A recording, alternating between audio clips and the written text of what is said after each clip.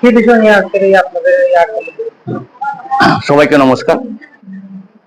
আমরা ধর্মনগরের অন্তর্গত শিববাড়ি টাউন শিববাড়ির বাসিন্দা।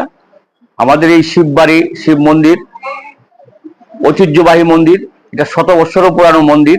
আমাদের পূর্বপুরুষরা এই মন্দির স্থাপন করেছিলেন।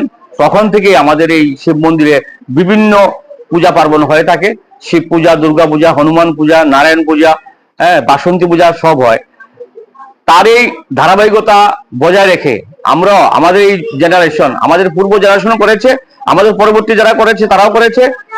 এরপরে আমরা এখন এটা পালন করে যাচ্ছি, আমাদের পরবর্তী জেনারেশনও করবে আশা রাখি। এই উদ্যোগটাকে আমরা বয়ে নিয়ে যাচ্ছি।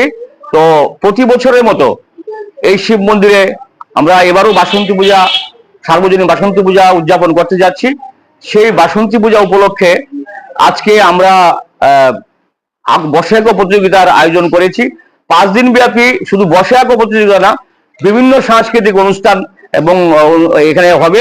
তো আজকে তারই শুরুয়াত হচ্ছে এবং বসে আঁকো প্রতিযোগিতার মাধ্যমে আমাদেরকে সর্বতোভাবে সহযোগিতা করেছেন। এই বসে আঁকো প্রতিযোগিতা করতে গিয়ে যে আমরা আয়োজন করেছি, এটার সর্বতোভাবে সহযোগিতা করেছেন আকন বাকন আর্ট স্কুল এবং ধর্মনগরের শিব বাড়িতে একটা ইংলিশ মিডিয়াম স্কুল আছে, ইউরো হেরিটেজ ইন্টারন্যাশনাল স্কুল।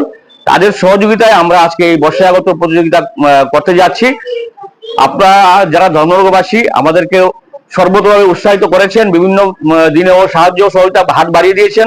এবারও আমরা আপনাদের সহযোগিতা চাইছি, আমরা যাতে এই অনুষ্ঠানটি এবং এবার যে বাসন্তী পূজা আমরা করতে যাচ্ছি যাতে সুন্দরভাবে করতে পারি। আমাদেরকে সর্বত সহযোগিতা করবেন। সবাইকে নমস্কার, ধন্যবাদ। আপনারা সবাই আমাদের বাসন্তী পূজাতে আসবেন, পূজা উপভোগ করবেন। এই বলে আমি আমার কথা বলা এখানেই শেষ করছি। নমস্কার।